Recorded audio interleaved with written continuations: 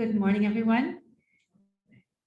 My name is Christina Tutierski. I am one of the MPIs on the ChicagoCHEC grant and one of the founding directors of the Center of Health at Northeastern Illinois University. We welcome everyone very warmly to our campus.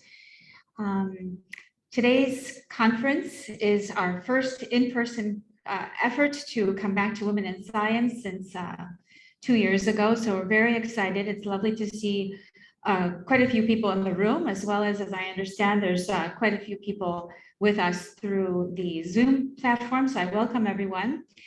I don't know what else to say. I don't want to prolong this introduction. I just want to thank everyone and actually ask our Dean, Dr. Katrina Bell-Jordan, to come to the microphone to further welcome everyone to Northeastern Illinois University. Thank you.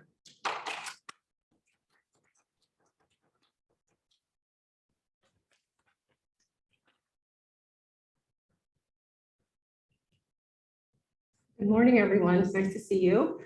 And good morning to those who we can't see, but we know are here joining us. I'm really excited to help introduce the 5th annual Women in Science Conference. It's always an exciting time at the university. So thank you, Dr. Tutierski, for that introduction.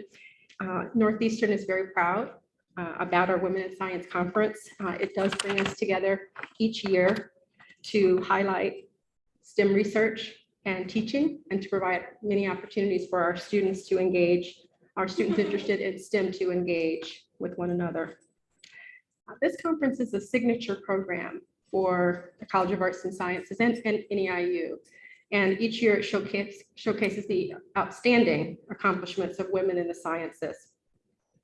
Many of you know that our past conference themes have focused on the contributions of women in chemistry, mathematics, physics, and biology. And this year's focus on biological anthropology is very exciting, and it continues the conference practice of recognizing the substantial contributions of some of the greatest minds in scientific history, the advances that women continue to make in scientific inquiry and discovery, and in encouraging our students to pursue STEM majors and STEM careers. Finally, we hope that each year we inspire more women in particular, and those from more underrepresented groups, to seek a future in a STEM field. It's also important to note that the Women in Science Conference points to the strong record of the sciences at NEIU. That is the strength of NEIU's STEM curriculum, the high impact teaching practices and research of our STEM faculty, and the impact that faculty, student research experiences, mentorship, and other professional development opportunities have in the lives of our students. Our STEM programs and our Student Center for Science Engagement advance this work as well. And we are just very proud to partner each year in supporting a conference like this. The annual Women in Science Conference is sponsored and supported by the NEIU Center of Health and the Chicago Cancer Health Equity Collaborative, also known as ChicagoCHEC, which is a significant partnership that NEIU has with Northwestern University, University of Illinois at Chicago. This partnership intends and continues to help advance cancer research, education, training, and community engagement. So on behalf of the college and the university community, I'd like to welcome you to this year's Women in Science Conference and to thank the planning committee, specifically the leadership of Dr. Tracy Lukey here in the front and Dr. Lisa Davis from the Anthropology program, Dr. Lydia Filus, chair of the mathematics department, and Dr. Christina Tutierski from the economics program for their stewardship each year of the annual Women in Science Conference series and leadership of the ChicagoCHEC grant. I'd also like to thank, of course, the many administrative staff who quietly and tirelessly work behind the scenes to make the conference so successful each year. So with that said, I hope you enjoy today's talk. I'm looking forward to it myself, and the entire 3-week conference series, which is very exciting. And I'm going to turn it over to Dr. Davis to introduce our speaker. Thank you.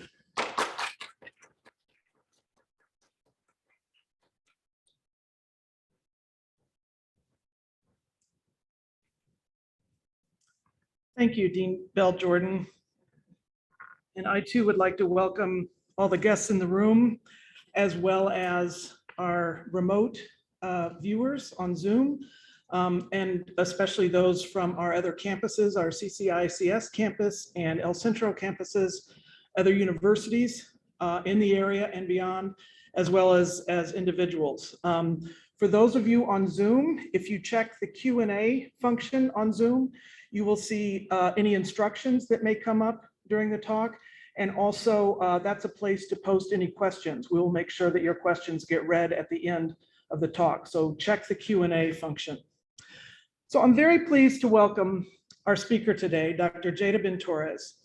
She earned her Bachelor of Arts degree at Notre Dame University in pre-professional studies, anthropology, and computer applications. She went on to earn a Master of Science in Anthropology and a PhD in Anthropology at the University of New Mexico in Albuquerque. After completing a postdoc fellowship in genetic medicine at the University of Chicago, Dr. Benn-Torres returned to Notre Dame as an assistant professor in anthropology.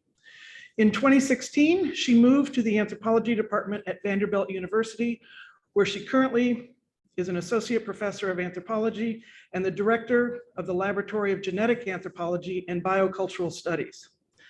Dr. Benn-Torres serves on several executive boards in the profession and has a strong record of publications in genetics, anthropology, and Latin American studies journals. Her research is focused on the genetic ancestry and cultural identity among Anglophone Caribbean people and is distinguished by its biocultural approach. Her research engages ancestry and values its meaning as a social concept. This is a unique approach for a geneticist. Last year, she and co-author Gabriel Torres Colon published an exquisite book that I will be using in one of my upcoming classes called Genetic Ancestry, Our Stories, Our Pasts. This book employs anthropological and critical race theory perspectives on how humans think about their past through and beyond the lens of genetic ancestry. This book has been lauded already as the new biological anthropology that moves genetic ancestry beyond a marker of biological kinship and looks at the ways in which race shapes how we think about ancestry and social differences. It uses a distinctly anti-racist approach and serves as a strong example on decolonizing the disciplines. Among several distinguished awards, Dr. Benn-Torres is the recipient of the 2021 Robert W. Sussman Award for Scientific Contributions in Anthropology, given by the American Association for the Advancement of Science. It gives me great pleasure to introduce our speaker, Dr. Jada Benn-Torres.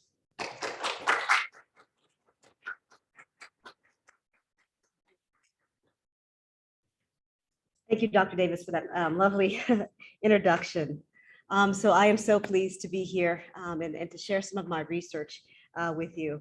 I especially want to thank our organizers, Dr. Lisa Davis, Dr. Tracy Ludecky, and the Chicago Cancer Center for the Chicago Cancer Health Equity Collaborative today for inviting me to share some of my more recent research on the biocultural dimensions of genetic ancestry and cultural identity.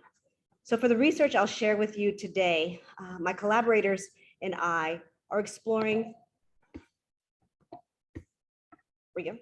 my collaborators and I are exploring what it means to be of African descent and Puerto Rican. And we're doing this in the context of contemporary and political social issues. As I'll explain shortly, we do this by utilizing both ethnographic and genetic approaches. Beyond showing you what I've learned about genetic variation within this community and what it might mean for understanding more about the intersections of biology and culture, I also want to share with you some of the scholarly challenges of doing population-based analyses in terms of having to navigate the politics of identity. And this is a relevant issue not only in anthropology, but in any population-based science, whether we're talking about public health, epidemiology, anything where the unit of study is the population. I want to discuss with you all about how being attentive to the ethnographic context can actually influence specific approaches to sampling, and in turn, the overall findings of a study. So to begin, I want to start with a few words on genetic ancestry. So the emergence of direct-to-consumer tests in the late 1990s, as well as the growing popularity of genetic ancestry tests offered by companies like 23andMe, Family Tree DNA, it's been a gateway for people to more directly interact with scientific data as a way to think about themselves and others as biological organisms with distinctive pasts. Genetic ancestry tests have also received more attention in large part due to popular edutainment shows. So shows like Finding Your Roots or Who Do You Think You Are?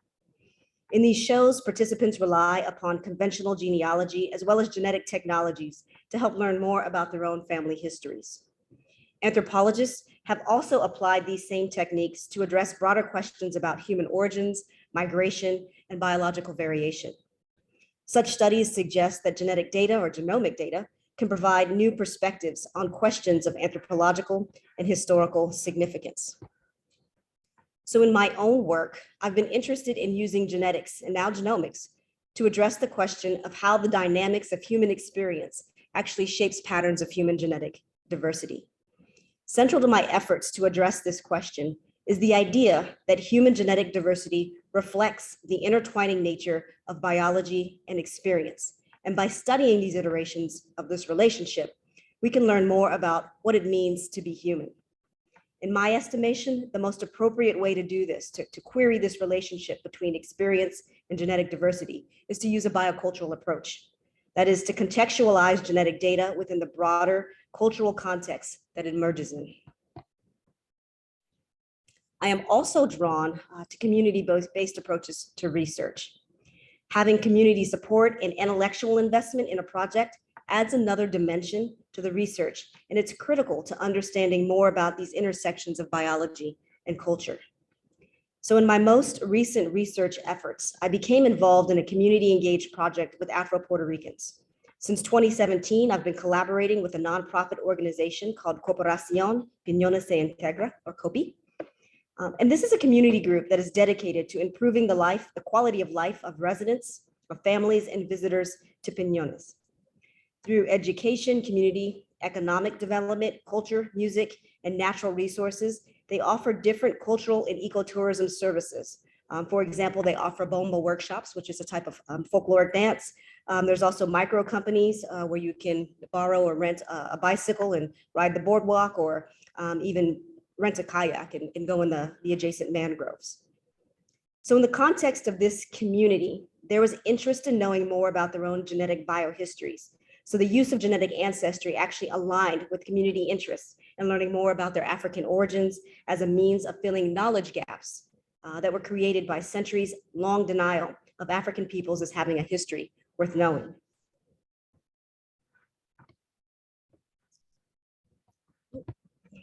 My picture disappeared. Oh, no. Well, before I move into the details of this study, I do want to provide some historical context behind this study. So the impact of the transatlantic slave trade on Puerto Rico and the Americas more broadly was pretty substantial. As illustrated in the map, so my map has disappeared, so we'll all just use our imaginations today. But in this map, you'll see the geographic and temporal distribution, as well as the general numbers of people that were forcibly taken from the Americas. So in this map, it's an image of Western Africa, and there are, I guess, bar graphs illustrating the numbers of people that were taken from various regions. Right? I have some of the numbers are already listed there. Scholars report that generally enslaved Africans were captured from 24 different nations. And when I say nation here, I'm referring to linguistic group.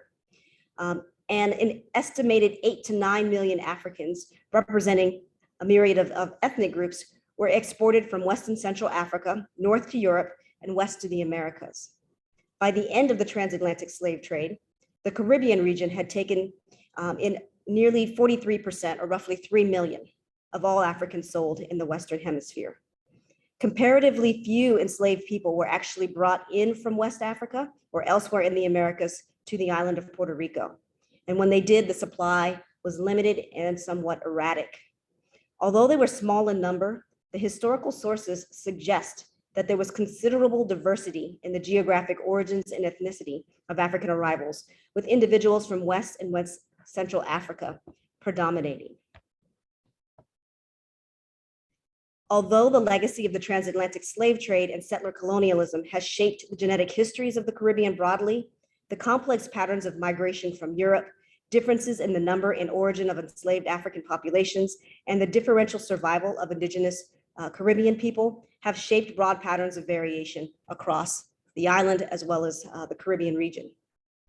Despite historical records documenting the colonization of Puerto Rico in the import of enslaved African peoples under Spanish rule beginning in the 16th century, there's still much that is unknown about the origins and experiences of enslaved Africans within the island and their contributions to contemporary populations. Oh no, I don't know, all my images disappeared, and this was actually kind of an important one. Well, to date, there have been a variety of population-based studies. So here were screenshots. I don't know what happened. These were all here a few minutes ago.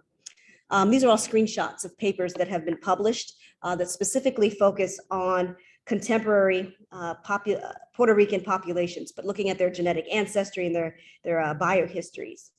And these studies in general have been really informative about the genetic contributions of indigenous Caribbean, African, and European peoples to the general populace of the island. These studies illustrate how admixture between the aforementioned populations were responsive to historical, social, and political factors beginning in the colonial period. Many of the studies pictured here sampled across a cross-section of the general populace, and this was based on census data. However, sociologists, among other scholars, have shown that census counts can sometimes systematically fall short of accurately representing those who actually inhabit a region. Historically, these shortcomings have manifested in different ways, but in the case of several Caribbean islands, this is included in inability or otherwise an unwillingness to count certain people in order to achieve a specific agenda. So for example, it might make sense to undercount the number of indigenous peoples if you want to steal their land. Okay. Alternatively, there are people who would be interested in not being displaced. So it would be to their advantage to not to be counted. Okay. So while these census-based studies can provide some idea of the people within an island, it's quite possible that they actually underrepresent populations that have been historically marginalized. And this phenomenon is ongoing. So this is a screenshot of an NPR headline that I took just yesterday, right? And you can see the 2020 census had big undercounts of Black people, Latinos, and Native Americans, okay? And again, I bring this up because anthropology, or this genetic anthropology, and it has relevance to any population-based study, but when you're using census-based studies, you have to be very careful or think very critically about the populations that are being considered. So to this end, I sought to address the dearth of research on Afro-Puerto Rican communities. A lot of the work that had been done before, as I mentioned, was focused on census-based samples, and it did not focus on populations that identify as African descendant. Okay. Many of those studies, African descendants are probably involved, but as a community, they're not represented. So in collaboration with the cultural anthropologists and the sociologists and the people involved with COPI, we initiated a community-based project where we aim to examine both Afro-Puerto Rican genetic ancestry and cultural identity. So the main goals of the project were to identify the genetic origins of Afro-Puerto Ricans, to examine how Afro-Puerto Ricans understand biological and cultural dimensions of their past, and 3, to facilitate local artistic interpretations of genetic ancestry and community history. So the general idea here is that I've gone to this community, take DNA samples and I look at their genetic ancestry. Then I give it back to the community. And the community that we're working with, they're artists, they're musicians, actual artists that paint and sculpt, give that data back to them and then have them interpret the results. And then eventually we hope to create a permanent exhibits where you have kind of the juxtaposition of science and art all around this idea of ancestry. So again, I apologize for the images. Literally, they were here 15 minutes ago and have disappeared. But here I just have a map of the Caribbean and I'm pointing out Puerto Rico. Here I have a beautiful image of Kopi, and you can see some of the artistic work that's done. These are little dolls dressed in bomba outfits, so kind of circle skirts, very colorful, and headwear. So in terms of the genetic aspect of the study, we really want to focus on the genetic ancestry of self-identified Afro-Puerto Ricans with specific attention to the African origins, because that's what the community is interested in, as well as learn a bit more about the geographic sources of diversity. So that is admixture. We also hope to learn more about the local and regional variation within the population. So the larger goal of the project really is to comment on the experiences of African descendants on the island and examine the intertwining of biology and culture in this context.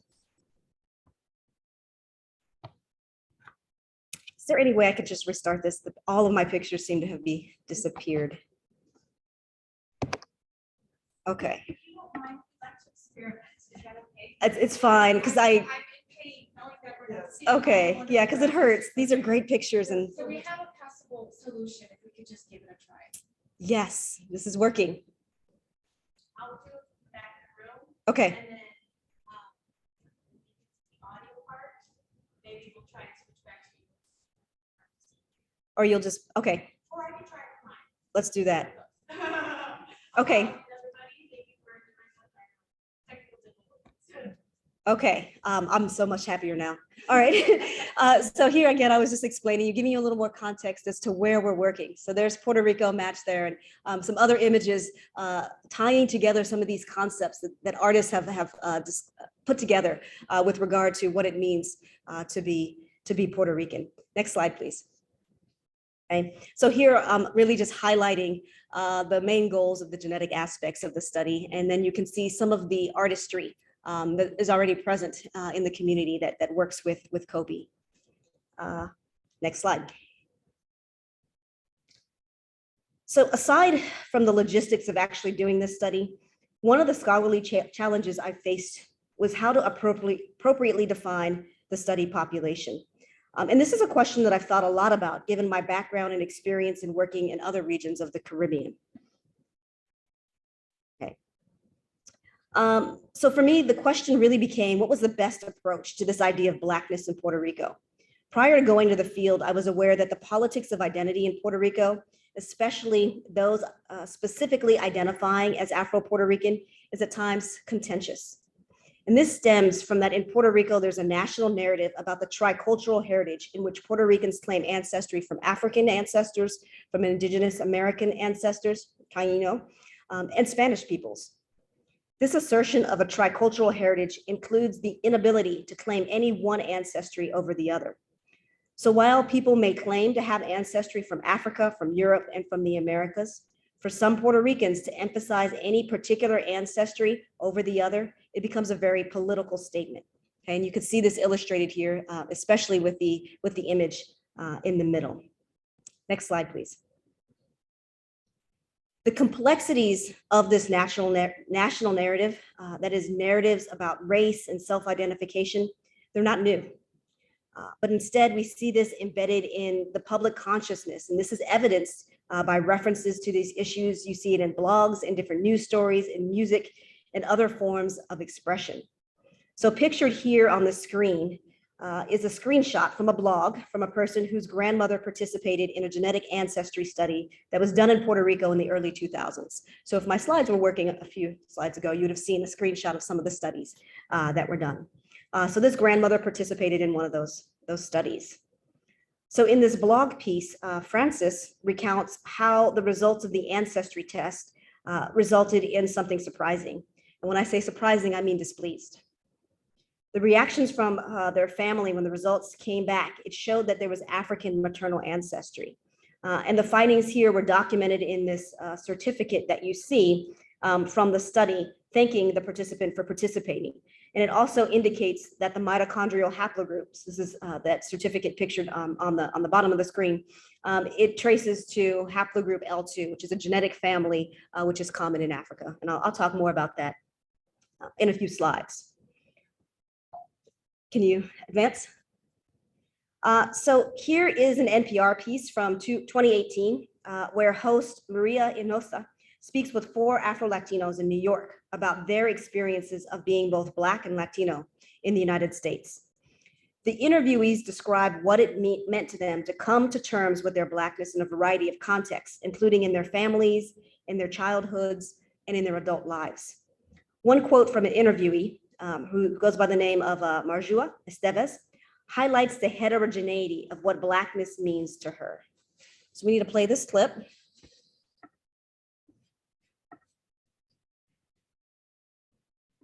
Can you try it?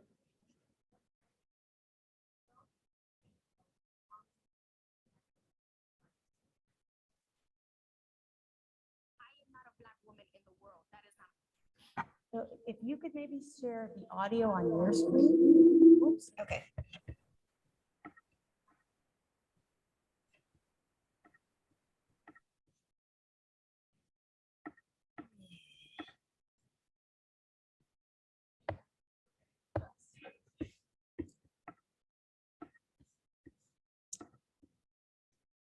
It's not playing up here. Play and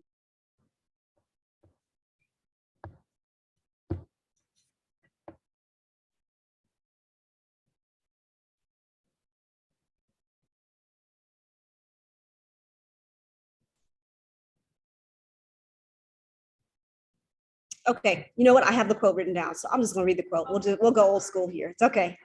So in the quote, so as I mentioned, this is an interviewee by the name of Marjua Esteves. And again, what she's going to say is going to highlight the heterogeneity of this idea of Blackness, okay, in the United States, and this extends to other regions of the Caribbean. So she says, I don't share the same narratives as my African-American sister, who is aesthetically and physically darker than I am. We don't have the same narrative. Our Blackness is not the same, but I am Black. So as you can see from this quote, there's actually a lot to unpack there, okay? Why she identifies in this way, why she brings up skin color, okay? A lot to unpack. My point in sharing this with you is that this idea of identity is quite complex, okay? And this, again, directly relates to any sort of population-based study, whether it's anthropology or public health, okay? Next slide, please. I want you to consider that quote, and I also want you to consider this now classic poem by an author, Fortunato Vizcarrondo. And again, all of this is an effort to understand more about the context of populations, but specifically African descendant populations, and to see how necessary it is to critically probe how self-identification can influence genetic or any population-based study. So this poem I want to share with you is published in 1942, and it's titled "Y tu abuela dónde está?" And where is your grandmother? The poem is recited by orator Eduardo Cortes, and the English translation is by Roberto Marquez. The English translation is not a word-for-word translation, but instead it takes some liberties with the language in order to convey and preserve the meaning and the tone, okay, of the original poem. So we could try to see if this will play. Okay.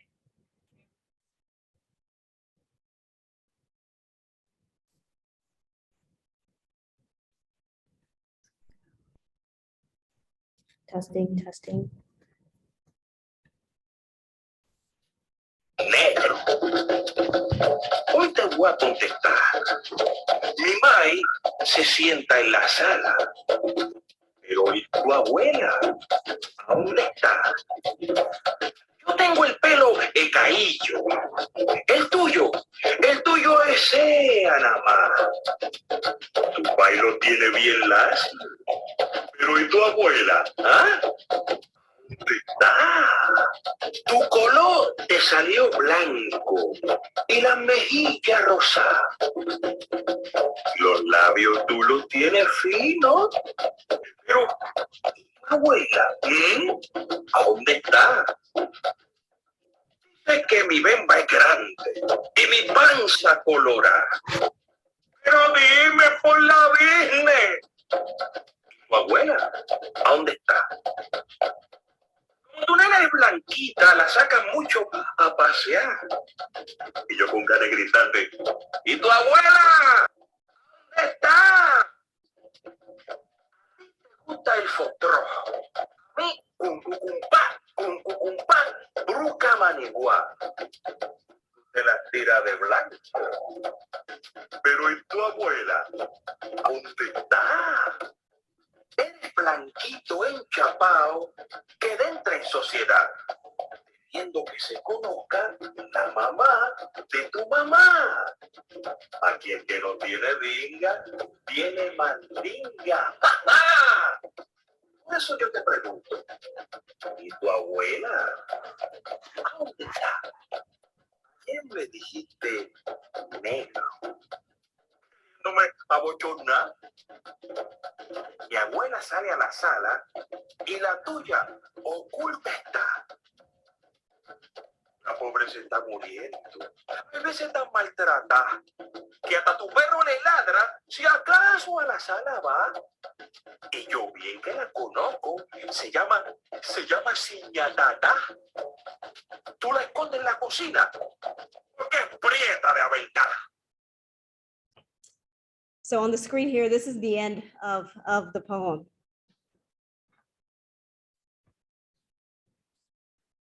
So we can go to the next one. Again, the whole point of all of this was to share with you that complexity, this rich complexity of thinking about these issues of identity and how people self-identify and what that actually means when it becomes this political statement, and then how that has an impact right on population-based studies. So despite this national narrative and the complexities of self-identification, I've actually encountered a contingent within the island that do strongly identify with their African heritage. And this is evident in my field work. We see it on online forums, in different community groups, and even in academic circles. In addition, there have been scholars that have studied various aspects of what Blackness means within a Puerto Rican context. So pictured here are several books written by anthropologists and sociologists that highlight the complexities of race, self-identity, and racism in Puerto Rico. In addition, I've included a snapshot of an article published in 2021 in the New York Times that highlights these questions about self-identification, race, and in the US Census for Puerto Ricans. So that's that picture down on the bottom right. Next slide, please. So when the initial research into Puerto Rican genetic ancestry was completed, so that's, I was showing you some screenshots of those earlier, the results of those studies quickly entered the popular imagination. What those studies from the early 2000s showed was that at least along the maternal lineages, the maternal line, at least 60% of contemporary Puerto Ricans could trace their ancestry to indigenous populations in the Americas, so potentially Taino. So these results in part confirmed the island's cultural heritage from Spain, from the Caribbean, indigenous America actually, and Africa. The most cited aspect of the results, however, was this high percentage, upwards of 60% of maternal indigenous ancestry. Despite the previous work, while conducting preliminary fieldwork in March 2017, many community members in the Piñones sector of Loíza expressed their dissatisfaction with the manner in which the results of the initial genetic studies were presented and received by Puerto Ricans. Moreover, in response to the media reaction, they felt excluded from the island-wide genetic picture that tended to emphasize indigenous American ancestry to the exclusion of other, namely African, ancestry. The sentiment of community members in Piñones is consistent with what other scholars working on Blackness in Puerto Rico have observed with regards to nationalist recognitions of African heritage while marginalizing Black Puerto Ricans within social and political spheres. So based on this issue, our community partnership was forged to explore African ancestry in Afro-Puerto Ricans. So we'll get to a bit of the genetics now. Next slide, please. So we employed several quantitative and ethnographic methodologies in order to obtain a more critical and attentive approach to population as it exists and as it is experienced among Afro-descendants in Puerto Rico. Specifically, the study itself was a community-based project. So from the outset, local community members were incorporated and intellectually invested into the study. We also spent time, a total of 5 months, over the course of 2.5 years in the community, just being participant observers. In addition, my collaborators conducted both structured and unstructured interviews in which they collected information on genealogies, on family, community histories, on racial classifications, the existing understandings of genetic ancestry, folk notions of ancestors, and even the spatial distribution of Afro-Puerto Ricans, both past and present. And all of this was really used to help us reflect on how Afro-Puerto Ricans understand their own ancestry. So from the standpoint of genetics, the genetic portion of the study, we only worked with adults, so those over the age of 18, and we wanted to have individuals with at least 3 grandparents from Puerto Rico. Next slide, please. Based on these ethnographic data, we actually learned more about the movement and the survival of Afro-descendants on the island. So the stars here indicate the communities that identify and are defined by their Blackness, and the arrows illustrate the stories of migration throughout time into and then throughout Puerto Rico. So this information was then used to help us refine how participants were identified and recruited into the study. So in the upper right corner, where you see those 2 stars, that's the general area of Loíza. So this is kind of where the study is based, and there's a large contingent of individuals who identify as Afro-Puerto Rican. So again, these arrows are just showing you what people reported in terms of how they understood movement of Black communities on the island. Next slide, please. So pictured here are where we actually sampled in the spring of 2017, and some of the analyses that I'll be showing you in a few slides. This is what this is based on. I have since collected a few other samples, an additional 28, so you can see where we were based. And again, this is sort of where the sampling happened. Next slide, please. Of those that participated, these were their hometowns. Okay, so we're starting to get at this idea of movement within the island in our small but growing sample. Next slide, please. So I want to do a very quick review on genetic ancestry testing, just to let you all know how it works and exactly what we can learn from it. So before I actually detail the genetic ancestry testing, I'll first mention that there's 2 general types of ancestry tests. The first and most low resolution tests are uniparental tests. These are tests that are based on certain regions of the genome that will tell us something about a single lineage in your family. So for these uniparental tests, we'll look at mitochondrial DNA, and that will tell us about maternal lineages. So in our image here, mitochondrial DNA is represented by that blue circle. Okay, so if we start at the bottom of this pedigree, you'll see this blue circle that's shared between a brother and sister at the bottom, right? And they've inherited their mitochondrial DNA from their mother. So if we go up 1 generation to the mother, okay, you'll see that the circle is still blue, okay, and that's her mitochondrial DNA, and she got it from her mother. Okay, so by looking at this, we can trace the maternal lineage back in time. Mitochondrial DNA is a very interesting part of our genome. It has sort of a different inheritance pattern. So everybody has mitochondrial DNA, and only females pass it forward, okay, in a generation. So if a woman has only sons, her mitochondrial DNA, that lineage ends with her sons. Her sons cannot pass it on. Okay, so it only comes through the woman, and it's generally unchanged. So we can use that to look back in time at a person's maternal lineage. The cognate for that on the male side is the Y chromosome. And in this schematic is represented by that little red looking chromosome. And you can see at the bottom that the male has inherited his Y chromosome from his father, and he got it from his father. Okay, so we look back in time, we can learn about the paternal lineage using the Y chromosome. Next slide, please. So both mitochondrial DNA and Y chromosome DNA, there are segments of them that we can organize into phylogenetic families, or these genetic families. It's based on sort of genetic similarities. And what we know from doing global studies is that these genetic families, they're generally continent specific. Okay, there's a little bit of wiggle room. To give you an example, if we look at haplogroup L1, so it's the first haplogroup sort of represented in the table at the bottom, is this nice lilac color. You'll see that that L1, that genetic family, is present all over sub-Saharan Africa. So if you have a mitochondrial lineage and it comes back as L1, we would say that your maternal ancestry originates somewhere in sub-Saharan Africa. In the example that I showed you from that blogger, they had L2, and you can see it's that cream color that's also present in sub-Saharan Africa. So that tells us about indigenous, not indigenous, but African ancestry along the maternal lineage.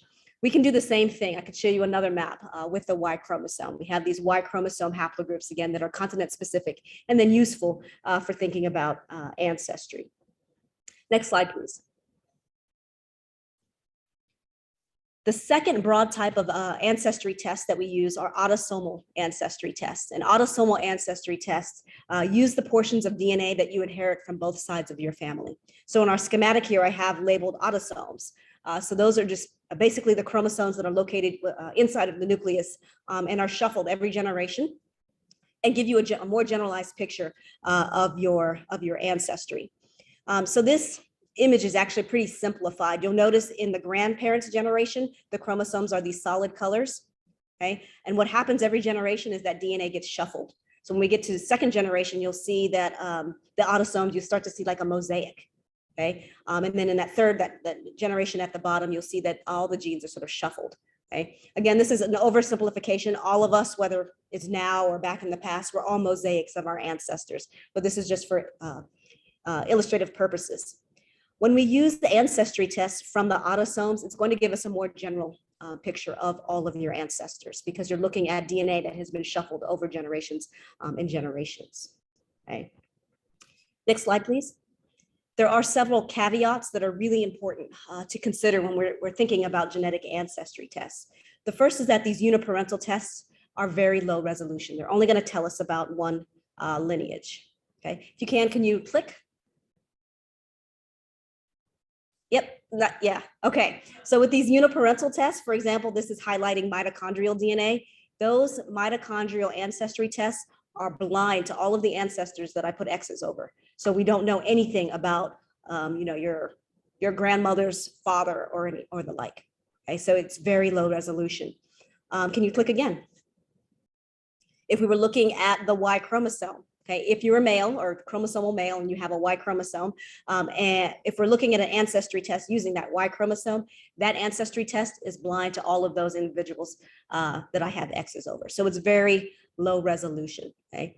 It is useful on a population scale. It can tell us more things about migration and sort of population history, but for the individual, you actually get a drop in the bucket in terms of what your ancestry group represents. Can you click one more time, please? Okay, so with our general ancestry tests, the way they work, okay, those autosomal ancestry tests is that we will look at different genetic markers across your genome, and then we'll compare it to reference groups. And these reference groups are people of known ancestry, okay? And then based on that, we can make probabilistic assessments as to your relatedness to these reference groups. So the reference groups are critical, right, to making a good ancestry estimation. If your reference groups are not well sampled or not appropriate for the ancestry that you need to look at, you will get an answer. It just won't be a good one, okay? So these reference groups are super important. For those who have taken direct-to-consumer ancestry tests, you may have noticed over the past few years that your results change. These results change because the reference groups change. They're actually getting better or having more comprehensive reference panels. So you're getting refined results, but it does cause the ancestry estimations to fluctuate. So again, we have to sort of dig deeper when we start to think about, well, who is showing up in these reference panels? What are the structural features that make some groups more amenable to showing up in the reference panel with regard to other groups? Other caveats to think about with these ancestry tests is exactly how much information that can you really get. There's a phenomenon known as pedigree collapse. So right now we're at, our population is 7.7 billion. Okay, this is the most humans that have ever existed. So what happens when you kind of sit down and think about this is as you go back in time, you're going to find that people on your mother's side are the same person that's on your father's side. Okay, so your pedigree actually collapses back in time. And it seems a little strange to think about that, but it's an important caveat when you start to consider how can this all be possible, that I'm related to all of these people and how we can pinpoint things. Another issue that is of particular importance, I think, is how we depict ancestry estimations. Oftentimes we attach numbers to them, and I'll actually show you all some numbers later. And sometimes there's an over-fixation on these numbers, particularly when they change. We also have a history in the United States of using percentages or quantums to talk about people's social identities. And that can be extremely, extremely problematic. So there is this question of what are the best ways to depict ancestry estimations. Next slide, please. So for our genetic study, at least for the first 30 samples that we collected, we used an array, a microarray that was supplied by National Geographic genochip. So the National Geographic's genetic ancestry project was a project that stopped in 2019, and there was a public arm and there was a private arm. The whole project, or point of that project, was to use DNA to trace the migration of human groups. So for a fee, if you were on the sort of public side, you could purchase a kit, send it to National Geographic, and they would tell you about your ancestry. There was also a research arm to this, and I was part of the research arm to look at genetic ancestry in different Caribbean populations. So the microarray that they used to do Ancestry contained 750,000 genome-wide markers, and it was designed specifically to estimate genetic ancestry. So as I mentioned, National Geographic's Genographic project, it was from 2005 and it ended in 2019. So we used the sort of same chip and applied it to our group in Puerto Rico. Next slide, please. The basic outline of our methodology is as follows. So I was in the community and I collected saliva using actually a kit that looked just like that. I brought it back to my lab, did the extraction. We sent it off for genotyping on the microarray. So that's pictured here. So that's the genochip 2.0. And it's actually an Illumina Omni Express chip for those of you that are kind of interested in that. And then we got the raw data and we were able to do our own quality control, cleanup, and then our data analysis. And listed here are some of the analyses that we did. So we looked at those uniparental markers. So looked at Y chromosome, mitochondrial DNA, and then we estimated ancestry ourselves using a program known as admixture. And then we did something known as smart PCA, and then ancestry specific PCA. So PCA is principal components analysis. Next slide, please. Here's a general schematic of our quality control measures. So as I mentioned, we started with 750,000 SNPs with 30 people. We needed 98% genotyping threshold, meaning that 98% of the markers had to work.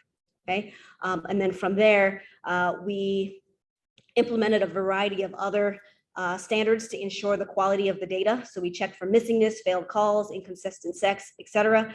After doing all of these quality control checks, we ended up still with 30 people, thankfully, but only using 676,122 SNPs. So still a pretty large data set.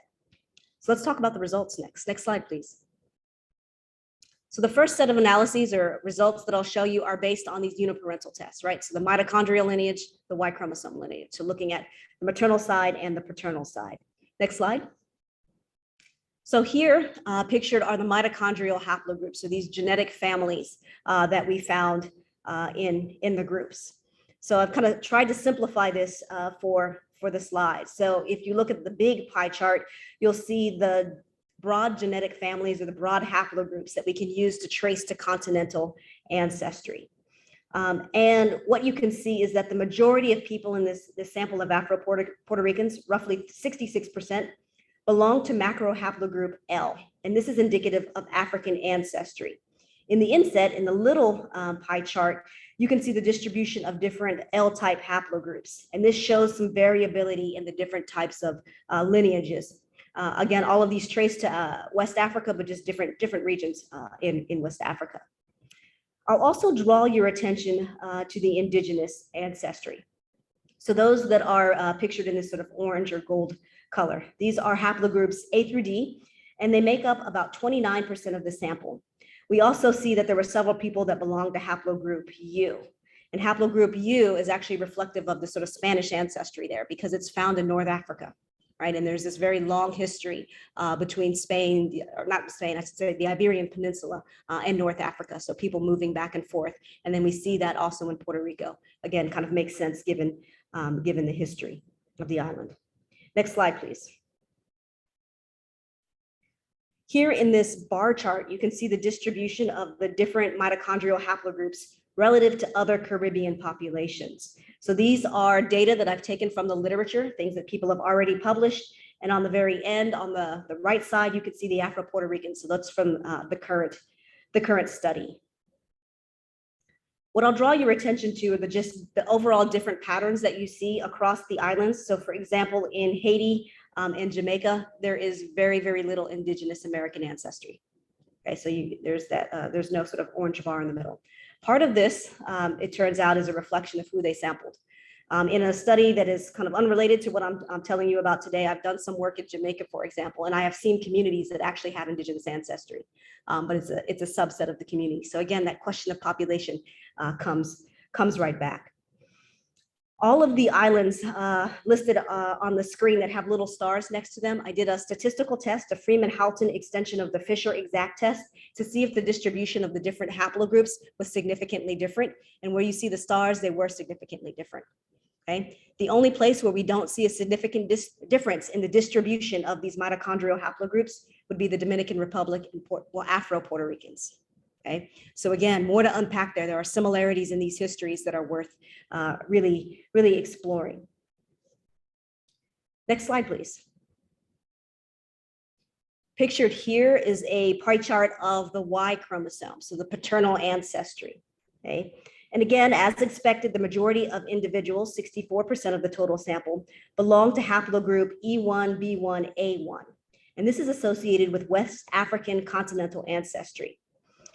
There is a second group of men, roughly 12% of the sample, who belong to haplogroup R1B1A1, which is most prevalent in individuals with Western European ancestry.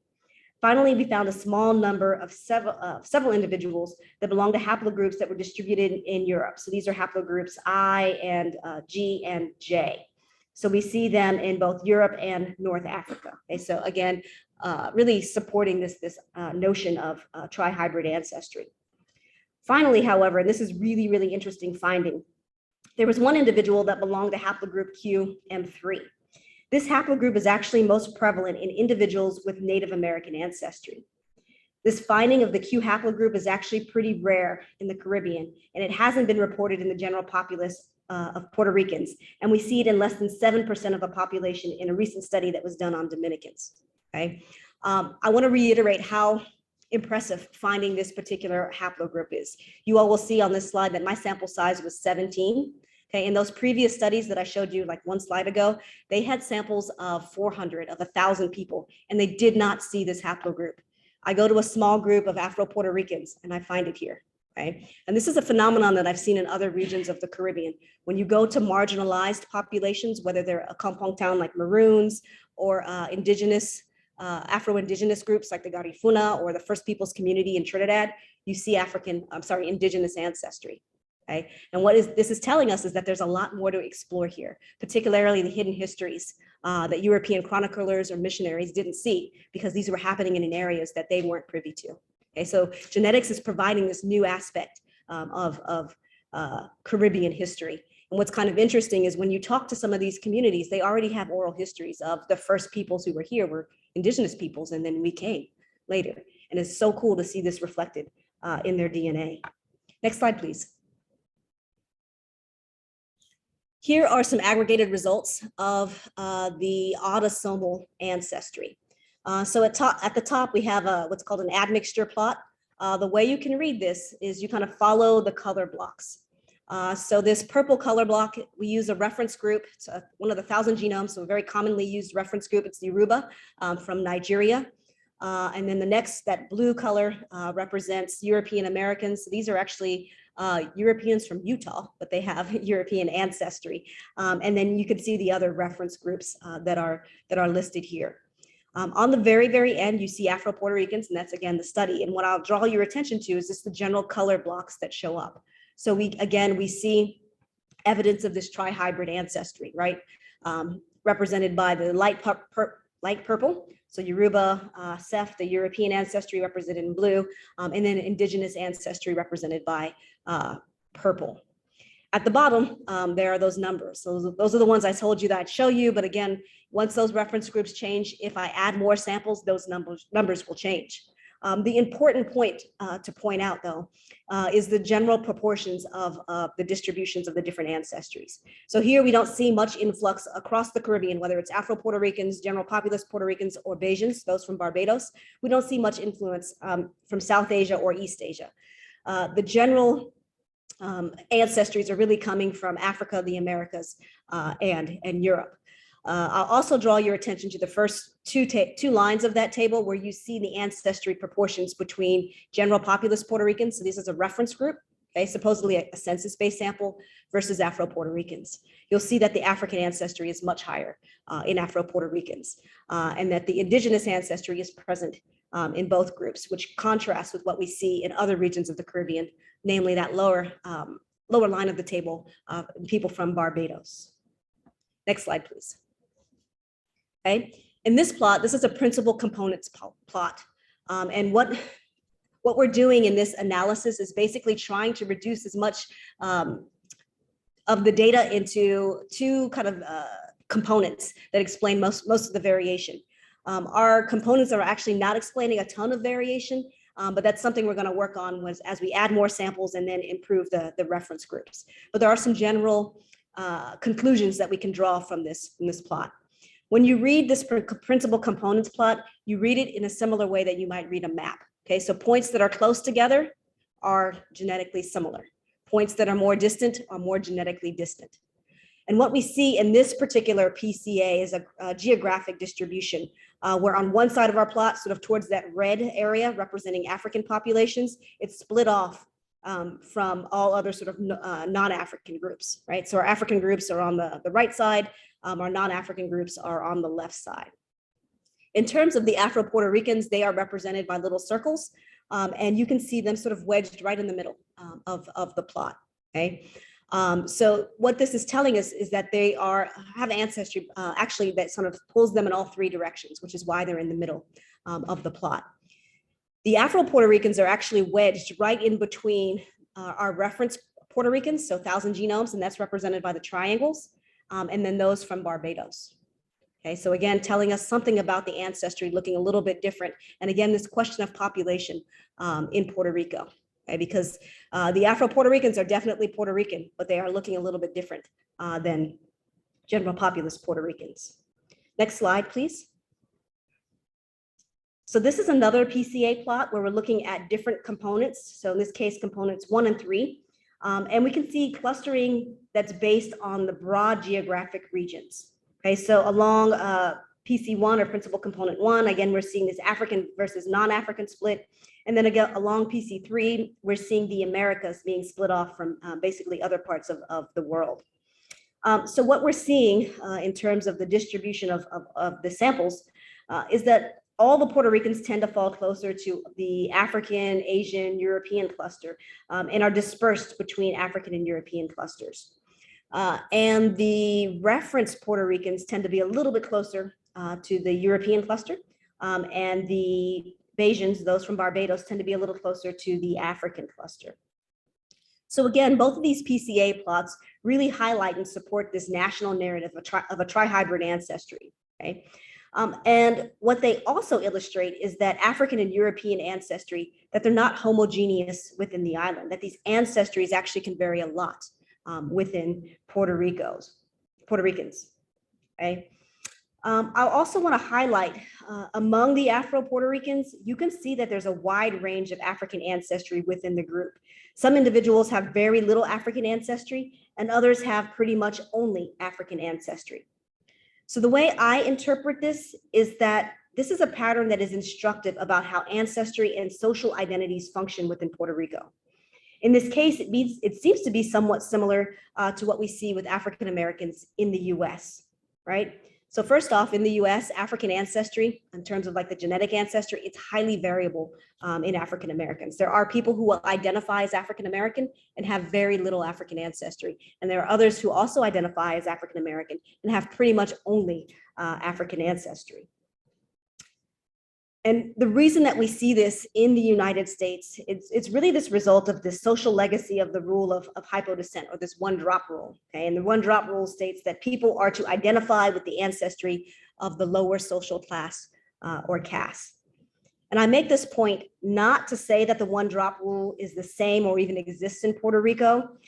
In fact, it doesn't. There's a number of sociologists and cultural anthropologists that have detailed how race functions and have acknowledged that race actually works somewhat differently in Puerto Rico relative to the US. But this overall is just really inclusive of the different racial categories and the social knowledge about how different phenotypes register as belonging to one racial category versus another. The differences in how race is understood and is highlighted among Afro-Latinos, we saw that in the interviewees as well as in the Vizcarrando poem. And I'm sharing this idea, this sort of drawing attention to the variability in African ancestry among Afro-Puerto Ricans, not because I want to profess a direct relationship between race and genetics. I don't want to do that, and I absolutely will not do that. There is not a direct relationship. But I point it out because this is really instructive for thinking about how these patterns of genetic variation, how they change in relation to social and experiential constructs of identity, okay? And this is inclusive of race as well. This can really help illustrate how biology and culture are intertwined. Next slide, please. So in this plot, we're looking at the ancestry-specific PCA, and this really allows us to focus specifically on the African component. Okay, we want to know exactly where, or have a more general idea of where in Africa people kind of most closely relate. So in this plot, you can see that Afro-Puerto Ricans tend to cluster with those in Upper Guinea, so that's represented in green, Lower Guinea, those represented in orange, and to a lesser extent, West Central Africa, and that's in pink. So those colored dots are just other comparative groups. So the pattern that we see for Afro-Puerto Ricans is somewhat different than the comparative group from Barbados. And they only tend to cluster, the Bajans really tend to cluster with those in orange in that Lower Guinea group. So what this analysis is suggestive of is that there were different iterations of African influx into the Caribbean, and consequently, there may be some unrecognized heterogeneity of African descendants throughout the Americas. Furthermore, we can see that Afro-Puerto Ricans have this wider distribution in the plot as opposed to those from Barbados. So we see our Afro-Puerto Ricans are really spread out in this plot. Well, I think additional research is needed to really identify or get at why we see this pattern. It is really just suggestive that either the sampling of those from Barbados is limited and maybe not representative of the island, or that Puerto Rico and Barbados just have very different histories with regard to the slave trade and inter-island migration. And this has impacted which Africans and African descendants ended up in each respective island. From a broader perspective, what this plot suggests is that though there are many similarities with regard to the general impact of the transatlantic slave trade on the Caribbean, there are differences in the ancestral origins and by extension, differences in cultural influences that would have shaped each respective population. In other words, African ancestry is not the same across populations within the African diaspora. What this means and how it translates to understanding more about different populations, that's something that requires more investigation and remains to be seen. Moreover, this is actually a really important point because it has implications, meaningful implications in other fields like epidemiology, right? And there's already some studies that suggest differences in health outcomes between Afro-Latinos and African Americans, right? So it might be important to start considering these nuances in ancestry, particularly if it has an impact on risk and susceptibility to various diseases. Next slide, please. So those are the general results of the genetic aspect of the study so far. With the easing of the pandemic, we intend to return to Puerto Rico this summer and collect additional samples from the community and then revise all of these analyses. As I mentioned before, the genetic aspect was only one part of the study. We're also interested in following this data beyond the lab and learning more about how community members interpret the findings, as this will be instructive about how genetic ancestry and notions of social identity intersect to shape racial experience. So these are images that were taken last October when my collaborator and I participated in a weekend-long conference at COPI. So this conference was a cultural exchange between COPI's dance company, so Ballet Folklórico Internacional Majestad Negra, and the chief Joseph Chatouet Dance Company, which is actually a Garifuna company that resides in New York. So very briefly, the Garifuna are an Afro-Indigenous community that originated in St. Vincent, went to war with the British and won some wars, and then ultimately were exiled to Honduras. And then since then, the diaspora has grown across Central America, and we also see Garifuna in the States, but particularly in New York. So pictured here are some of the posters that we made for that conference, and they live in the community center there. And in this work, I was able to talk not only about the Afro-Puerto Rican ancestry that I've looked at, but a previous study where I actually went to St. Vincent and worked with the Garifuna there. So it was this really interesting connection between these different communities. So in sharing what the genomic data revealed about the ancestors of African descendants from both Puerto Rico and from St. Vincent, participants reported being very moved in seeing the evidence of their histories reflected in their biology, in their DNA.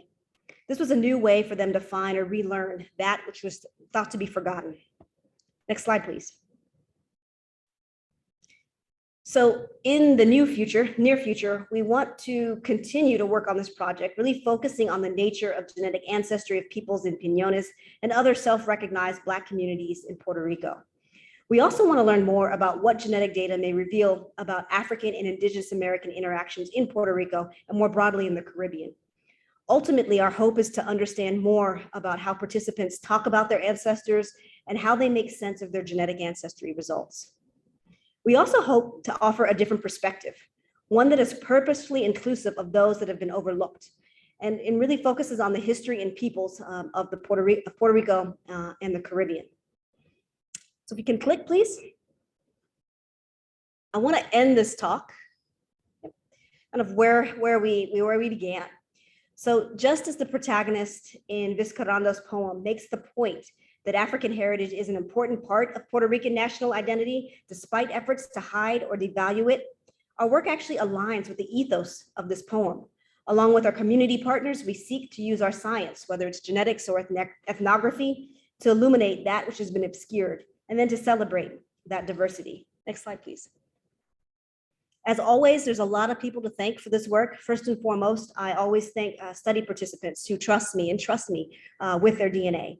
I thank my community partner, Maricruz Rivera Clemente, as well as several fieldwork assistants for supporting these efforts.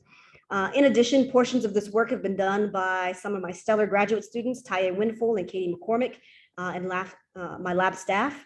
I also have to acknowledge the work of my collaborators, Dr. Gabriel Torres Colon and Dr. Maria Nieves Colon, as both have provided some invaluable help and insights on every level of the project. And then finally, thanks. I always give thanks to those who pay the bills. Okay, so College of Arts and Sciences and the Office of Equity, Diversity, and Inclusion at Vanderbilt for the seed funding. And then future work on this project will be supported with an Explorers Grant from National Geographic. So with that, I am done, and I'm happy to take questions.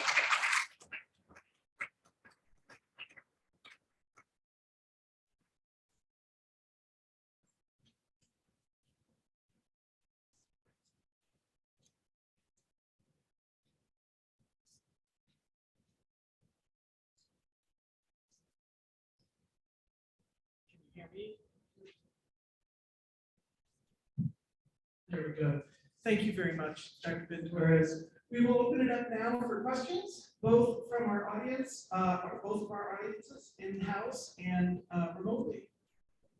And I can bring the. Yeah. Oh, yes, Dr. Johnson.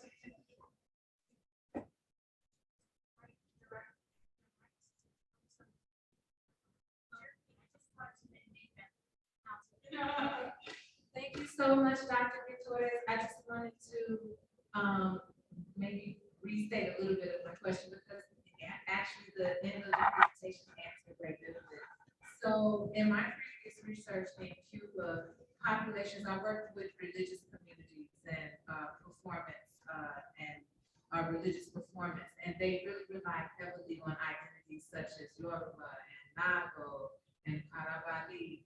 And I remember reading somewhere that when genetic tests were done and those identities did not appear, then that kind of caused some rethinking and some reshifting of the way local communities told narratives about themselves. And I just wanted to know if you had come in contact with the way those local narratives compare to your genetic findings. Yeah, that's a fantastic question. And it happens pretty often, actually. Part of the reason is the caveats that I remembered. I was telling you all about these genetic ancestry tests. Sometimes people don't keep those in mind, and maybe they ought to. And then there's other there are other limitations, right, with these genetic data, in the sense that a lot of the variation that we use to build these genetic ancestry tests, they're discovered in certain populations. So the discovery might not necessarily be applicable to the groups we want to use them in. So we might not actually have a great idea of the ancestry, but we are using the tools that we have at hand, and it does, provide some insights. Another important point that I always bring up, specifically when I'm returning results to people, is that genetics are just one form of evidence. Okay, there are people who have children and they've adopted them, but you can't tell them that that is not their child. So there's other ways to be related to people. There are other ways to form community that go well beyond genetics. So despite what these tests say, you can, if you want to use them to undermine your sort of ideas of identity, you can, but they don't necessarily have to. It's just one form of evidence. There are so many other ways that people form and make community that go well beyond what any spit test can tell you. So it's important to keep that in mind as well. Questions? I think we have some Zoom.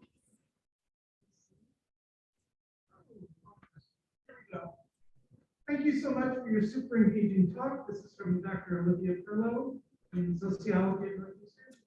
Your research confirms that self-identified Afro-Puerto Ricans are accurately self-defining, but I'm confused as to whether the findings support the data on general populations that did not show a lot of African ancestry. That seems to support the blanqueamiento and anti-blackness / white supremacy in Puerto Rico. Right. So I think the idea that this genetic ancestry test confirms African ancestry, I think that's probably more of a stretch than I'm willing to go. I can say that Afro-Puerto Ricans have a lot of African ancestry, more so than we see in the general populace. Right? Do remember that there were some people that were in the sample who were Afro-Puerto Rican. They identify that way, but they have very little African ancestry. Okay. So again, there's no litmus test. There's no specific number or value that we can assign to say, yes, you have it, you're of African descent versus you're not. It's a lot more flexible about it. These genetic ancestry tests are excellent at telling you who your ancestors are, but they cannot tell you how you identify. That's a completely different kind of issue. My point in bringing up the reference sample of Puerto Ricans versus Afro-Puerto Ricans is to show you how this question of population is very important. Okay. In particular, it also kind of highlights and justifies in some ways the sentiment that many Afro-Puerto Ricans felt that they weren't represented in those genetic studies that supposedly represent the island. When we kind of do these ancestry tests or these sorts of population-based ancestries, and you're seeing kind of the reflections of different histories, there is some justification in seeing that, hey, our populations, our communities aren't really represented in that. What is going on? How can you pull this off as Puerto Rican? In terms of the reference group, again, many of those samples are census-based samples. So we really just have to dig deep and think about what that actually means. And is that truly a cross-section of the population? Depending on the research question you have, it may be more than appropriate to use a sample like that. But if you're trying to get at different questions, specifically questions about marginalized populations, you probably want to use a different sampling schema to get at that. Thank you. Other questions?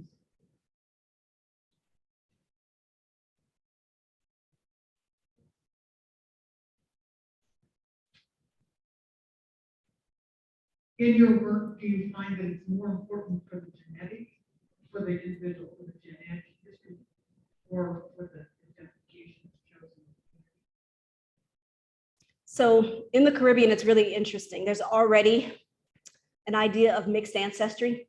For the most part, pretty much almost every island that you're on, there's this notion that, yeah, we have ancestors from different parts of here, there, and everywhere. So there's already sort of that narrative going on. So when they get these ancestry results to show that, it sort of just supports it, okay? When it doesn't support it, see, because you get a mix of things, people aren't necessarily surprised by what shows up. What has happened when there are people who identify as, let's say, indigenous, and then you see very little indigenous ancestry, again, we have to think about these nuances. It could be that it's just the quote unquote right or wrong ancestor that's blinded to these ancestry tests, and that's why we're not seeing it. It could be a problem with the ancestry test. And then it also could just be that someone along your line was adopted into this community. And just because they don't necessarily share biology or DNA with maybe an indigenous community or whatever community of interest, it doesn't necessarily negate your connection to that community.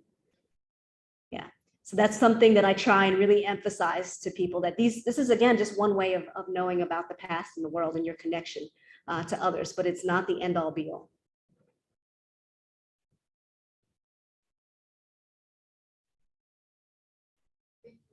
I really enjoyed the presentation. I have a lot of questions, and I'm not quite sure which one I want to ask the most, but how would you describe for our students in particular the important transferability of this research, beyond science,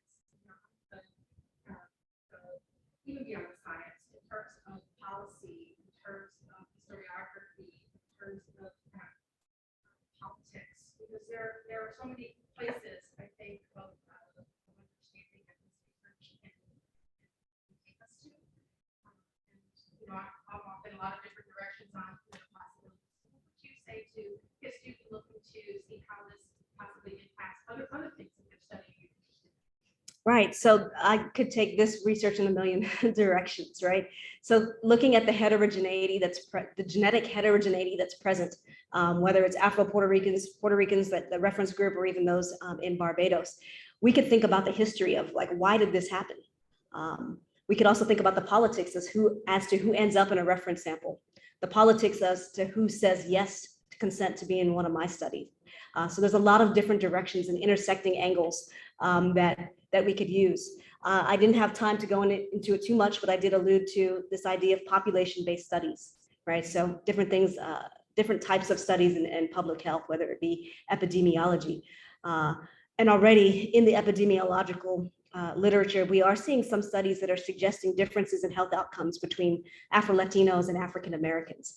Presumably the ancestries would be similar enough that you would think that this is not an issue, but perhaps it is, okay? Interestingly, we can also think about how culture might be impacting health here, right? And then what happens when Afro-Latinos come to the United States and are here for a generation? Are their health outcomes the same as African Americans, or are they different?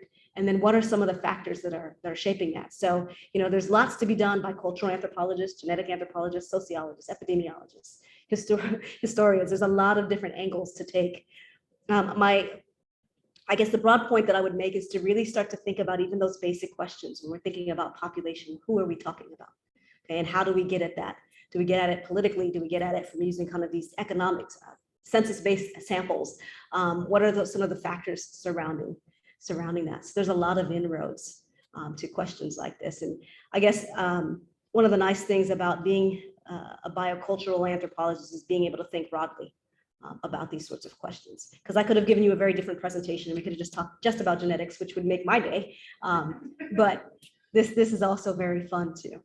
I think the last point I would make is that situating the work around questions that are important to the community has made a big impact. Within anthropology, or evolutionary anthropology, there are certain themes that we like to study. We might be interested in learning more about the mechanisms of evolution, so selection, mutation, or gene flow admixture, and you can design studies around that, but that doesn't mean much to a community. The community wants to know about their ancestry. The community wants to know about their origins and the mixing. So you can use the tools, right, that you learn in your STEM sciences, and then apply it in an approach, or use an approach and apply it in a way that is meaningful to the community.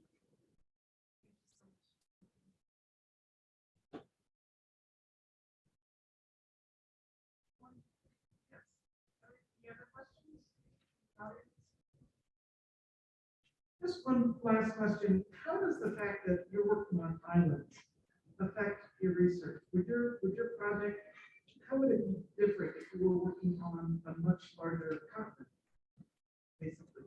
Or the fact that these are islands, does that help control, if you will, this population movement?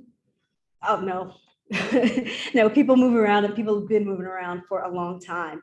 I think it's not so much that I work on an island, but I tend to work with marginalized communities, which are already numerically small. So my sample sizes tend to be numerically small. One of the sort of issues with that, it can limit sometimes the statistical analyses that I can do just because the power isn't enough. But that's sort of the fun part of being an anthropologist. And there's workarounds for that. What else about island? No, I have sort of my own personal connections to the Caribbean, so that's one reason that I do this. And then the broader region is that these are just understudied communities. You know of them, but nobody really knows about them. So this is my way to contribute. And that brings us to the end. It's a little past 12:30. Thank you very much again